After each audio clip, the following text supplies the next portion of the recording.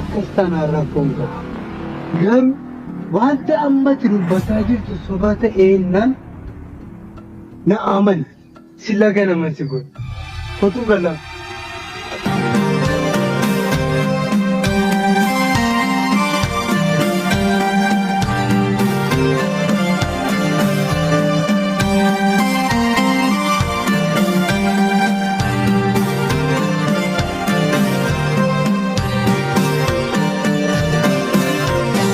Adesso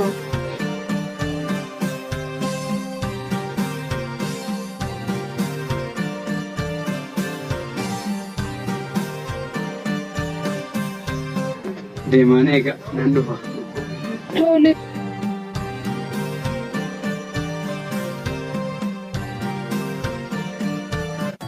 Na dhageessa.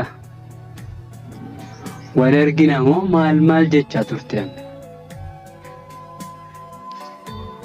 Isa naaf gargaartee lafa naaf kaftes guddaa galatoomii siin jedheera.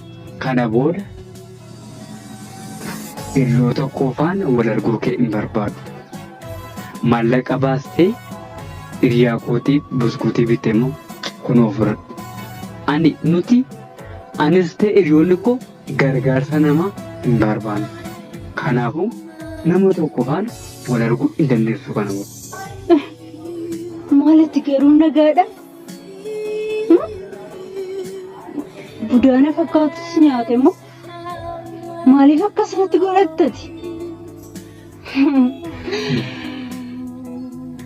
Maalumaafiyyuu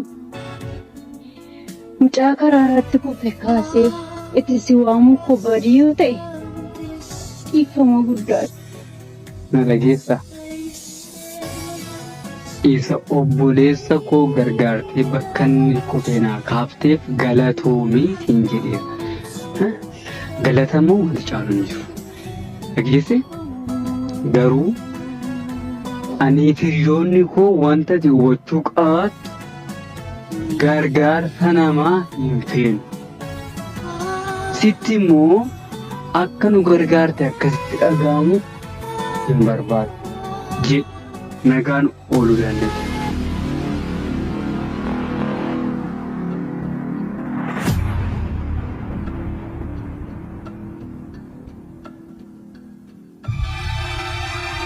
Guyyaan si argee kaasee obboleetti kee ta'uuf yaaleen beeku.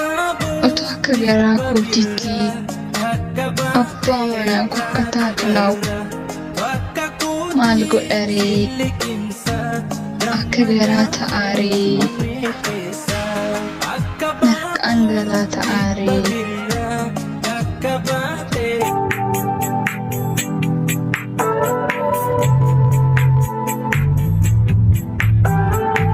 Maaf na biraaftee? Maal? Intala maatiin garana nyaattu jennaani galatoomii jechuun illee. Dhugaa.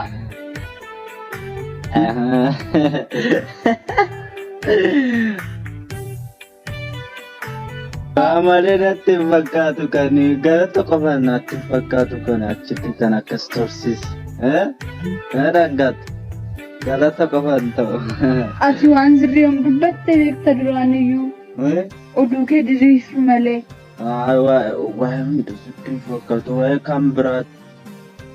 Maalumaafuu wal lolina. Maal seetan?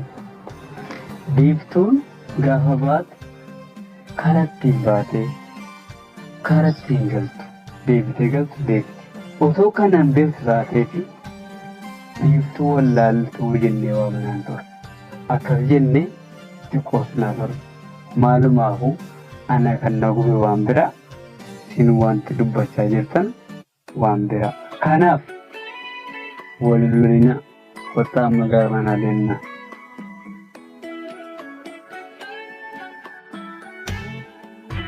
Maalumaafuu jechoon natti amma dubbatte walxaxaadha.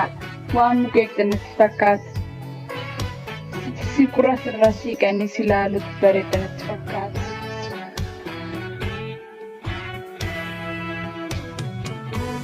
Namni itti jesse ollaan bultee beeka akkatti bulla abbaatu beeka jedhe jechuun Oromoo.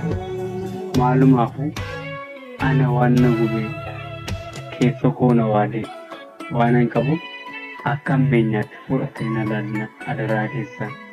Ati yommuu keessattuu buleettii koo akkasumas akka laaltuun barbaadu.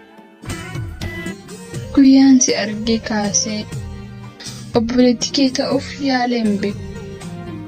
Otoo akka garaa kootiitti abbaa manaa koo akka taatu na'u maal godharee akka garaa ta'aaree marqaan galaa ta'aaree jedhee geeraree eebbisaa addunyaa boolla isaa daadhinaa guutu. Maalumaafuu ati obboleettii koo jedhii keessa keetti qabadhu. Ani immoo abbaa manaa koo jedheen qabadha. Akkasiin jireenyatti fufna. Hundaa tokko Ooko. maal taate Amma. galaana yaadaatiitu gidi deebitee dhufaartaa nagaadha miti. Nagaa. Ta'e qabdamu Nagaa.